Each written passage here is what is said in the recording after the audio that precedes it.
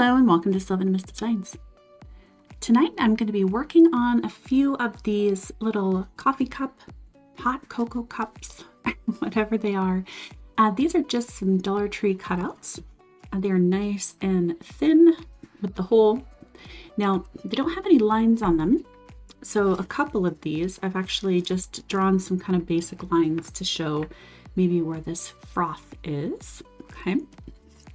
And I'm going to paint the cups, but tonight I think I'm mainly going to be focusing on just the foam itself and kind of see how I can make this stand out a little bit.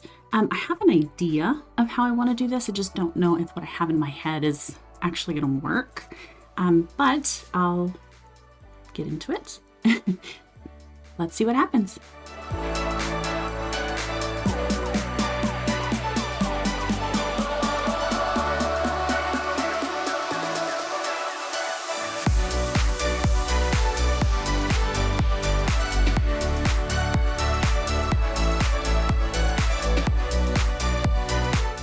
Now hopefully you can see my intent here.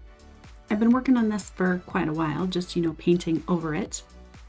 And I thought about actually whitewashing these, but I didn't want it quite that light. I didn't really want to see the background through it. But on the other hand, I do want this to be thin enough where I can see my pencil line, because I'm going to be covering that up with another color.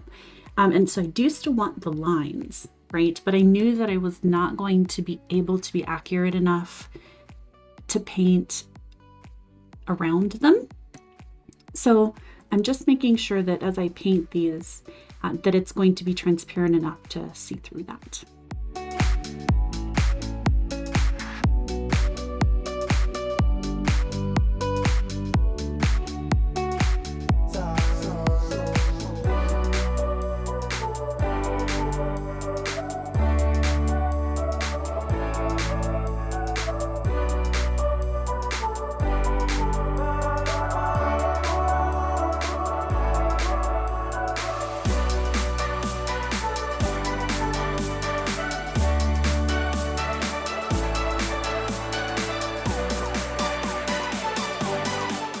With these ones, as you'd seen, I painted each individual section separately, just in case. I wasn't exactly sure this was going to come out how I wanted it to, but I can see now that it does. So I have a total of 8 of these. So I have 6 more to do, and I won't necessarily bore you with the details of those, but I'm going to go ahead and get all 8 of them painted with the white foam. There we are. Now you can see all 8 have been finished. And that took me what seemed like forever. Unfortunately, I didn't actually go through and seal any of these prior to painting, so it just seemed like it took a lot more time than usual just to get the paint to soak in and just to make sure I kind of got it where I wanted it to be. But now we have all 8. I'm only going to be working with 2 tonight. I'm going to prep 2 with the cup color, and then we'll see how far we get. The first colors that I'm going to work with, the background I want to be a real nice dark blue. I've got some blue in my palette, and I've actually just grabbed my little sponge brush, or one of them, and I want to see if that helps speed up the process. I will probably use the small brush again just to go around the edge, just to make sure that I don't goof up the lines there, and then use this to cover the rest. And again, we're only going to do 2.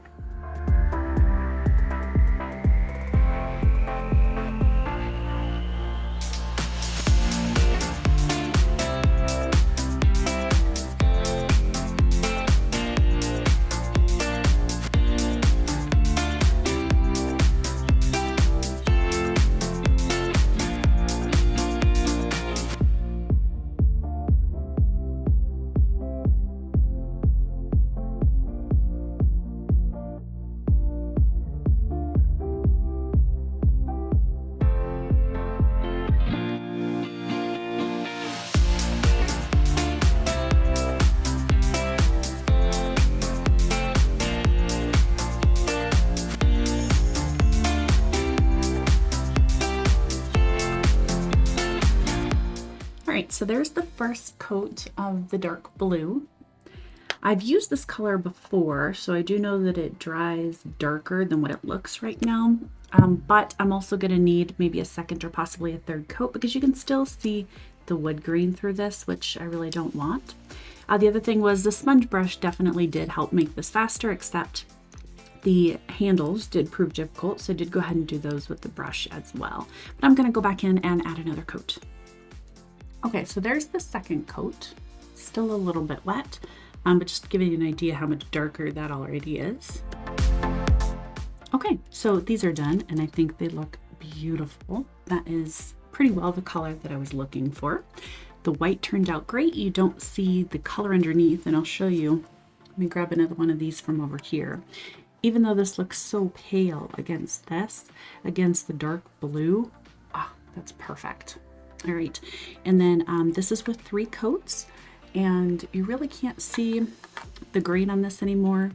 You can in some spots where it was like really heavy, but I'm gonna have a pattern over this, so I'm not really too worried about seeing through that.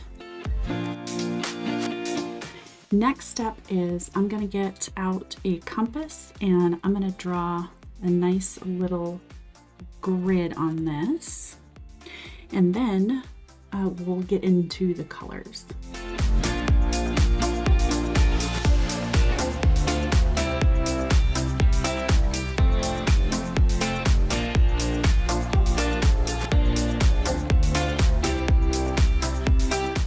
Just with a white charcoal pencil, I drew out the center and a couple of my points, just so, you know, it'd make it a little easier on me. And then for the colors, this might be a little different, but I promise it'll turn out beautiful. I've actually got these colors here. So I've got kind of a medley of this sort of mint and teal blue. So this one is actually sweet mint. Okay, oops, let me turn this upside down here. The Bahama Blue, and then the desert turquoise. And we're gonna get started on this. I'm gonna do 2 at a time. Now, I initially was gonna take this wax paper that I painted them on off, but unfortunately they don't show up very well against my black here. So I'm gonna leave that on there just for your benefit, and off we go.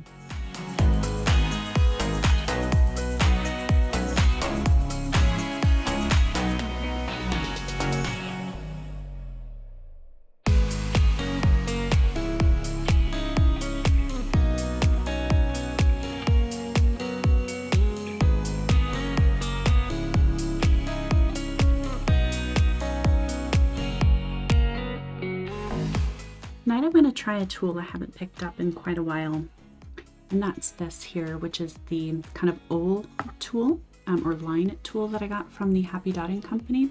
And again, I don't use this very often, but I thought it'd be kind of nice to pick this up again.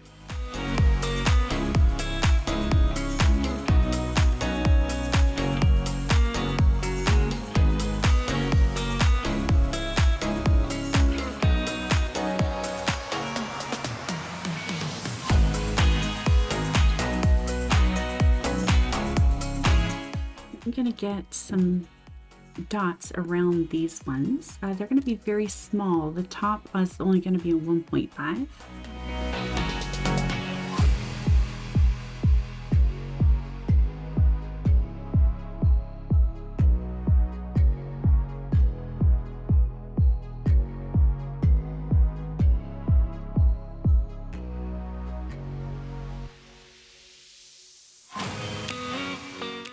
Now I'm just going to do a 0.5 for the walked dots here.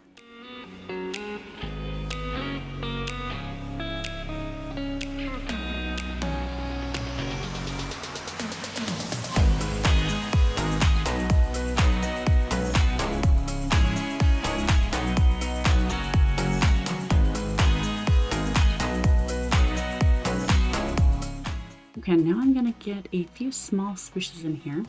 And I'm actually just going to do this with a probably a 1.5 or maybe even a 1 here. Let me take a look.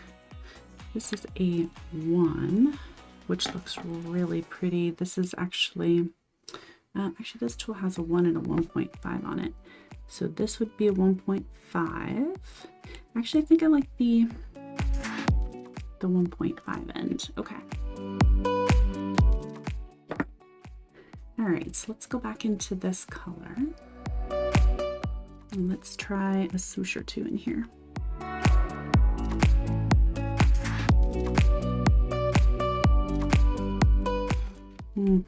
Nope, too large. Let's fix.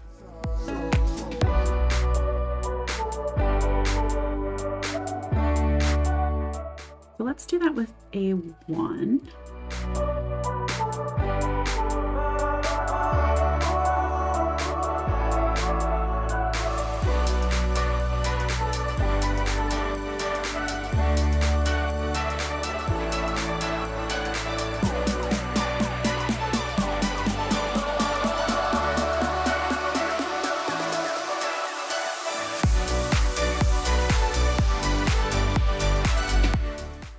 They look a little bit messy right now, and that's really only because I have all of these other lines going through it from the chalk. But that'll get cleaned up. That'll look a little bit better once all of that is erased, and that'll be at the end.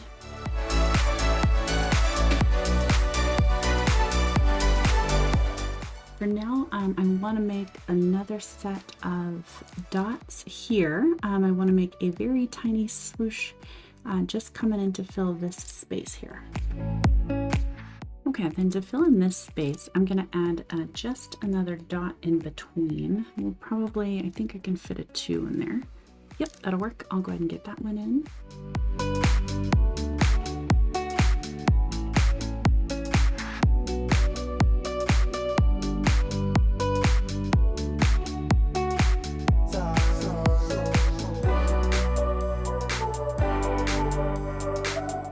For me, it has been 24 hours since I painted just this portion, and I'm going to finish these off tonight before we start on another set. Now, I've added the 3 colors back into my palette here, and then these little dots, I'm actually going to make those into walked dot patterns. So I just kind of need to determine where I want to start, and I think we're going to go dark. Let's see. I need to go larger than that. 6. I think a 6 is just gonna about do it. Okay. All right, so we're gonna go to the dark. So on the top of each one of these points, that's where I'm gonna lay my dot. And as you can see, I didn't draw the whole pattern out. I didn't have to have kind of a grid line for every little piece, but the dots, even just as simplistic as a couple of dots are, really helped make sure that the pattern stays on course. That was my worst fear when I started. I did not want to go freehand because, again, I was too afraid that I was going to screw it up, that I was going to make it all wonky, that the spaces weren't going to be even. I still worry about that, and I still like to have my lines. Even if I don't necessarily follow them, they give you that feeling of comfort.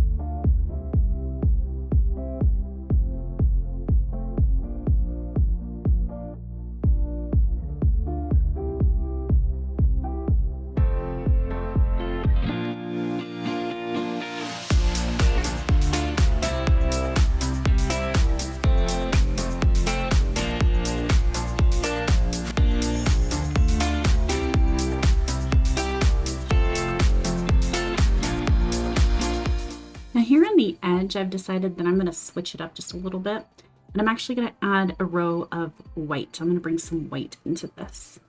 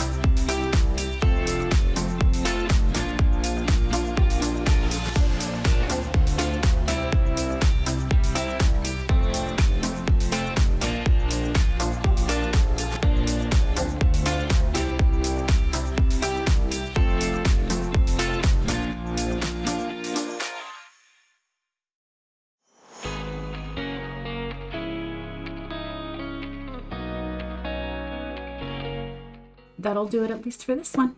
Thank you guys so much for watching, as always, and I will catch you around next time. See you then.